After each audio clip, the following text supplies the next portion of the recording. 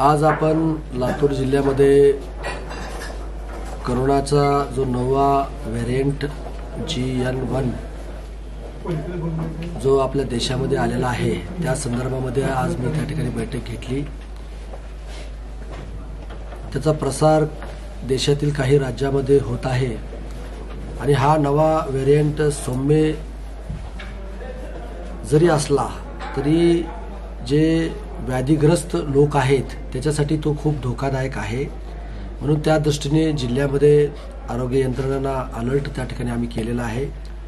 मी आपल्या मार्फत सर्व लातूर जिल्ह्यातील जनतेला नागरिकाला विनंती करतो की सर्दी खोकला अंगावर काढू नका आणि तात्काळ नागरिकांनी शासकीय रुग्णालयामध्ये जाऊन त्याची त्या ठिकाणी तपासणी करा असं मी जिल्ह्याचा मंत्री म्हणून मी तुम्हा सर्वांना या ठिकाणी आवाहन करतो। आणि आपण सर्वांनी अलर्ट त्या ठिकाणी राहिलं पाहिजे।